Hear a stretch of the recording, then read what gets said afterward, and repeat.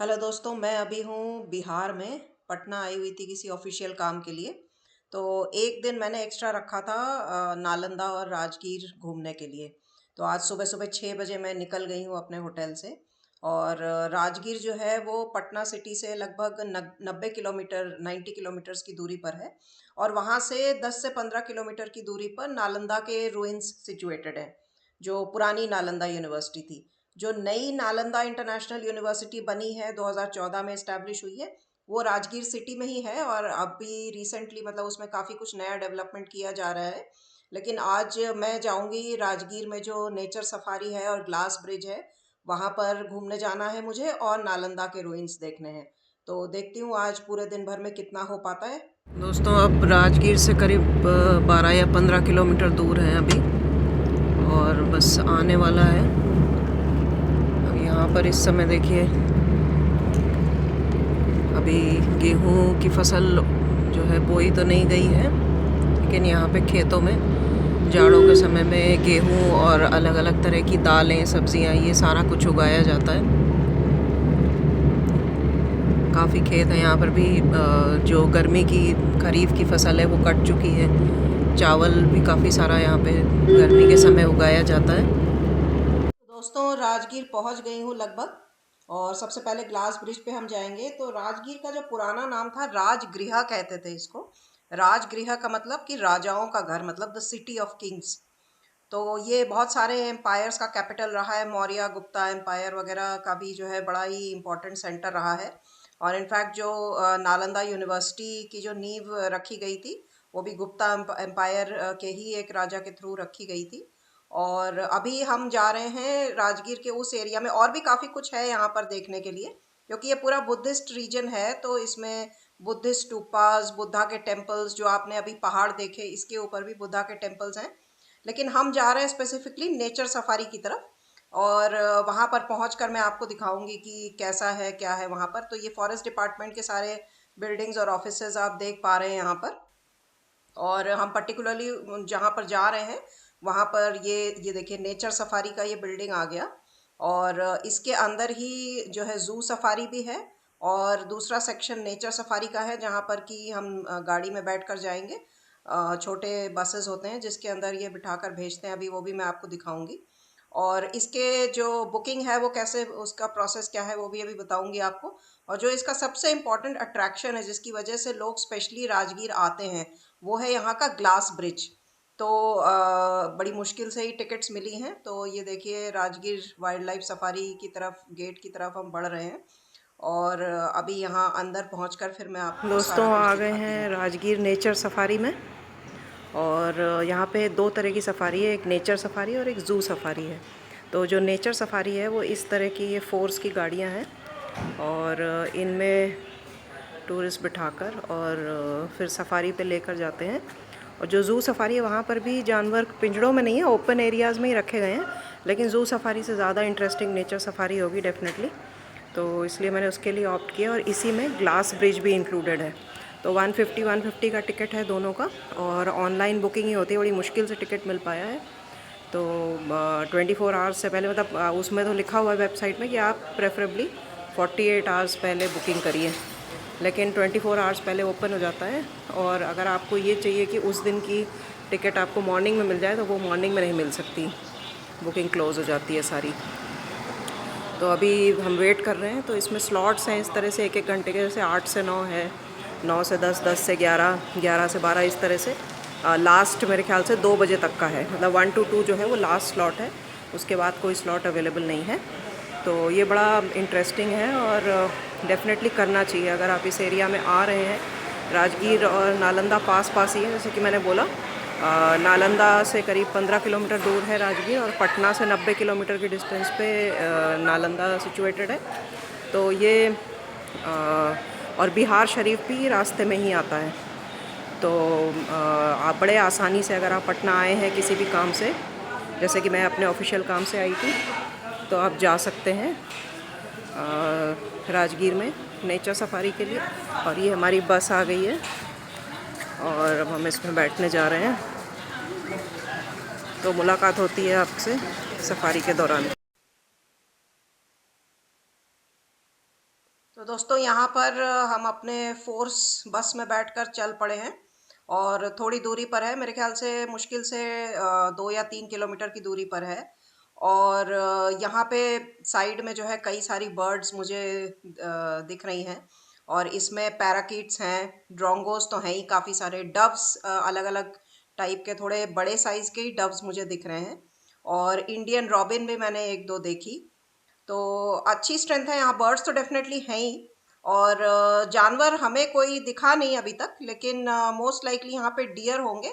और जैसे कि ये बता रहे हैं जो यहाँ के ड्राइवर हैं, उन्होंने भी बताया कि स्लॉथ बेयर वगैरह है। और वो ये भी कह रहे थे कि अंदर जो जहाँ पर एंट्रेंस है और जहाँ से टिकट्स वगैरह मिलती हैं, वहाँ पर इन्होंने वीडियोस और पिक्चर्स वगैरह डिस्प्ले कर रखा है कि किस तरह से मतलब जानवरों के आसपास कैसा बिहेव करना है, गाड़ी से उतरना नहीं है, ये सारी चीज़ें। तो इस गाड़ी में बैठकर हम उस गेट तक पहुंचेंगे जहां से कि ग्लास ब्रिज का एंट्रेंस है। तो अभी उसी तरफ हम लोग जा रहे हैं और इसके बाद जैसे ही हम वहां पे पहुंचेंगे, फिर गाड़ी से उतरकर फिर हमें अंदर एंट्री दी जाएगी और फिर आगे जो है हम देखेंगे कि वो ब्रिज की तरफ कैसे जाना है।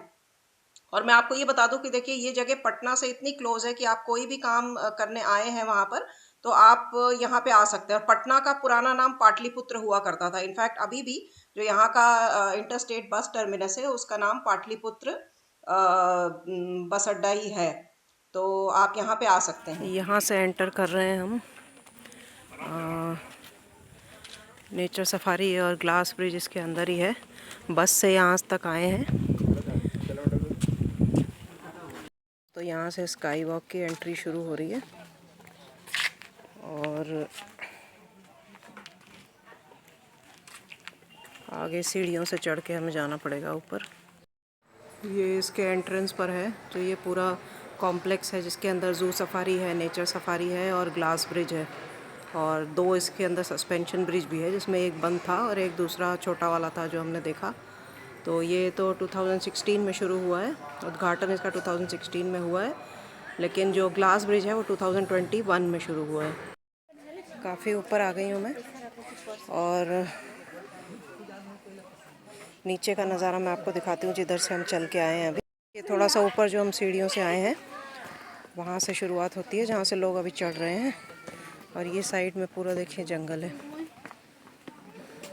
ये स्काई वॉक के एंट्री पे देखिए इंस्ट्रक्शंस लगे हुए हैं, सेफ्टी गाइडलाइंस।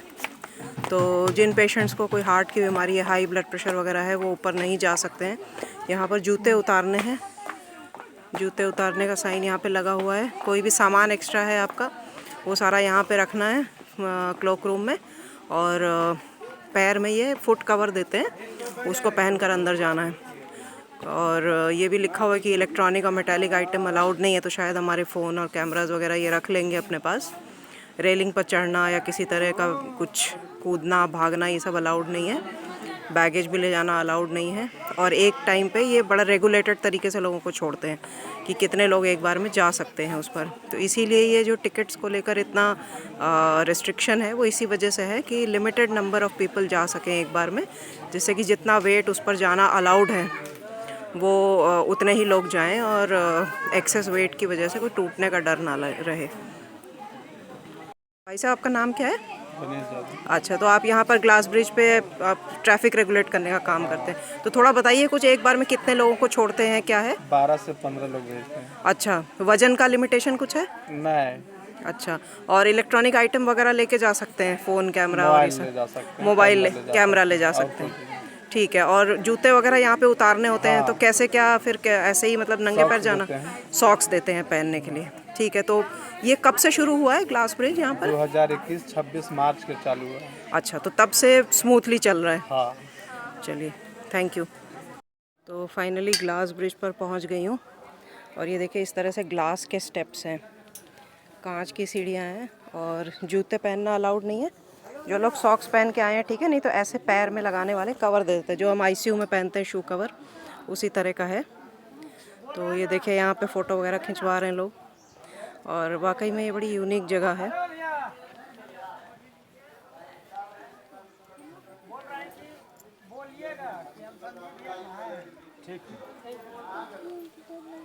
कुछ नहीं, अब तो हमको और ये देखिए साइड में ऐसे सस्पेंशन लगे हुए हैं। ये देखिए, ये इसका पूरा स्ट्रक्चर है। इस तरह साइड में लगे हुए हैं रोप्स, और ये लोग यहाँ पे खड़े हुए हैं। ग्लास स्काई वॉक है बेसिकली ये। तो स्काई वॉक में हम चल रहे हैं अभी। नीचे में नहीं देखूंगी वरना चक्कर आएंगे। थोड़ा सा तो लगता है नीचे देखने पर, हालांकि अभी नीचे बहुत खाई जैसी नहीं लग रही है, लेकिन आगे चल के है। तो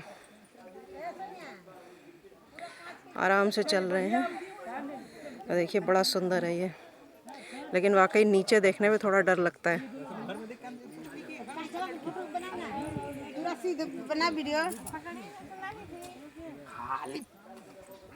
देख कैसे बनाओ। हल्ला मत करो। ये देखिए, देखते हैं तो तब थोड़ा डर लगना शुरू होता है।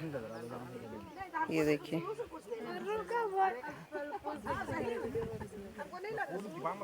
ये देखिए। तो इसीलिए बड़े लिमिटेड लोगों को एक बार में छोड़ते हैं, सिर्फ 12 लोग अलाउड हैं। तो दोस्तों अभी मैं ग्लास ब्रिज पर हूँ। ये इसका एंड पॉइंट है, और यहाँ से अब वापस जाएंगे। ये देखिए उस तरफ से हम आए थे, और ये पीछे जो है ये पहाड़ वगैरह दिख रहे हैं। तो अब बस निकलने वाले हैं। देखिए दोस्तों, फाइनली रोलर मिल गया नीलकंठ। और राजगीर में जो ये जू सफारी और नेचर सफारी वाला जो कॉम्प्लेक्स है, यहीं पर मिला है मुझे अभी निकलते समय। और ये है नीलकंठ, जिसको कि इंडियन रोलर कहते हैं। तो दोस्तों, जैसे भारद्वाज पक्षी को देखना शुभ माना जाता है, वैसे कि इंडियन रोलर जो नीलकंठ है उसको भी देखना बड़ा शुभ माना जाता है। विजयदशमी के आसपास जो है ये दिखना शुरू होता है। इस बार हरियाणा में नहीं दिखा मुझे, बड़ा सरप्राइजिंगली, लेकिन यहाँ पे दिख गया। तो इंडियन सब कॉन्टिनेंट में देखिए 3 तरह के रोलर्स हमें मिलते हैं। इस पर मैंने एक शॉर्ट वीडियो बनाया भी था पहले, उसका लिंक मैं यहाँ पर शेयर कर दूंगी। इंडियन रोलर है जो आप अभी देख रहे हैं। दूसरा है आपका इंडो चाइनीज़ रोलर, जो आप और ईस्ट में जाएंगे, जब आसाम मेघालय वगैरह की तरफ जाएंगे, काजीरंगा में मैंने देखा हुआ है इंडो चाइनीज़ रोलर। और तीसरा जो है वो पैसेज माइग्रेंट होता है, यूरोपियन रोलर। वो भी मैंने देखा हुआ है राजाजी नेशनल पार्क में। और उसका टाइम तो अभी निकल गया है, अगस्त से लेकर नवंबर तक वो पैसेज माइग्रेंट रहता है। साउथ अफ्रीका की तरफ जाता है, नॉर्थ वेस्ट इंडिया से क्रॉस करके। और रोलर के अलावा यहाँ पर मुझे वाइट वैगटेल्स भी मिली। देखिए 3 वाइट वैगटेल्स यहाँ पर इस वीडियो में आपको दिखेंगी। और इसमें जो ये भी माइग्रेटरी बर्ड्स हैं, मतलब पूरा साल ये इंडियन सब कॉन्टिनेंट में नहीं रहती है, बाहर से आती है। सिट्रीन वैगटेल, येलो वैगटेल, ये सारे ग्रे वैगटेल, ये सब माइग्रेंट हैं। और इसमें से जो वाइट ब्राउड या पाइड वैगटेल, सबसे बड़ी वाली वैगटेल होती है, वो पूरा साल इंडियन सब कॉन्टिनेंट में रहती है। बाकी जो है ये एल्टीट्यूडनल माइग्रेंट्स हैं, या फिर ये बाहर से ही आती हैं। ग्रे जो ये वाइट वैगटेल है, ये तो मुझे पहाड़ों में भी नहीं दिखी समर्स में, लेकिन हाँ जो वाइट वैगटेल है। लेकिन जो ग्रे वैगटेल हैं वो कई बार एल्टीट्यूडनल माइग्रेंट्स होती है, ऊंचे पहाड़ों में चली जाती हैं गर्मियों में, और विंटर्स में जो है ये फुट हिल्स की तरफ आ जाती हैं।